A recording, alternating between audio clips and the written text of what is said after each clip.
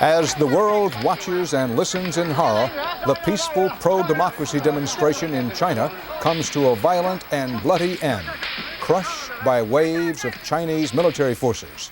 Hundreds of unarmed civilians, hungry for freedom, mowed down in Beijing by gun-firing soldiers.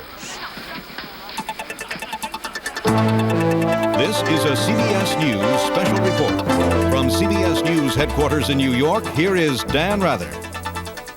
Good evening. We're delaying the start of tonight's edition of West 57th to bring you up to date on the momentous events happening in China. It is now well into Sunday morning in Beijing. In the aftermath of last night's violence, one hospital doctor is now estimating that at least 500 people died in the bloodbath. He said, and I quote, "My government has gone insane." Let me pause and emphasize that no one has confirmed that there are 500 dead. Thousands of combat troops from the People's Liberation Army now occupy Tiananmen Square in Beijing. The students are gone. The air reeks with the smell of gunpowder.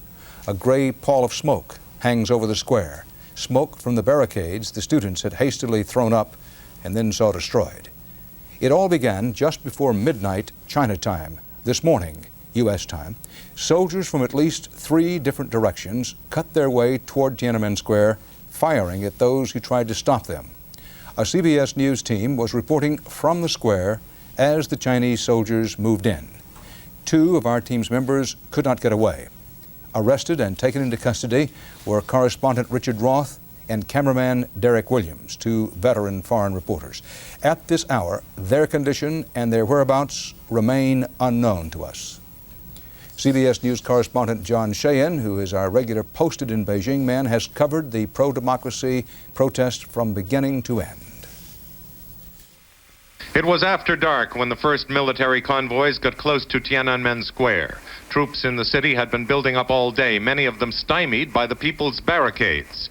But the barricades were too frail for the armored personnel carriers. There had been some fighting between soldiers and civilians, hand-to-hand combat, rock throwing, tear gas. Some military vehicles were on fire. The combat units first marched to positions at the perimeter of the square. The defiant pro-democracy students held their ground. Civilians chased after the troops, throwing rocks, breaking the pavement to get more stones to throw. Many of the people who had been in the square moved out into the nearby streets to join the human barricades. 2 miles west of the square, troops opened fire indiscriminately on a crowd of men, women, and children. People were killed or wounded. An army truck was set ablaze. Each time the gunfire started, people ran only a short distance, then stopped to confront the troops again. There was no panic. Emergency wards in the hospitals began to fill up. The gunfire was a shock to the people, though. For the previous 24 hours, advancing military units had been blocked, surrounded by tens of thousands of civilians. Soldiers were disarmed. Some were taken prisoner and lectured that the People's Army must never use force against the people. Several army units agreed, and the tension eased. But others, tough, disciplined airborne units, followed orders. They broke through the crowds and moved toward the square on foot. More casualties on both sides. One large military unit, surrounded by Beijing citizens near the Great Hall of the People, negotiated its release by signing an agreement to go back inside the hall and not come out for 48 hours. Paramilitary riot police were not so easy to deal with. They used clubs and electric cattle prods on the people. The police swung their belts, raising painful welts with the heavy buckles. At Zhongnan High, the headquarters of the Communist Party and the government, there was a tense face-off between demonstrators and soldiers. The people thought that, once again, they were winning. They just couldn't foresee the size of the attack force that was poised to the west of the city. 8,000 to 10,000 reinforcements added to the 20,000 troops already near the city center.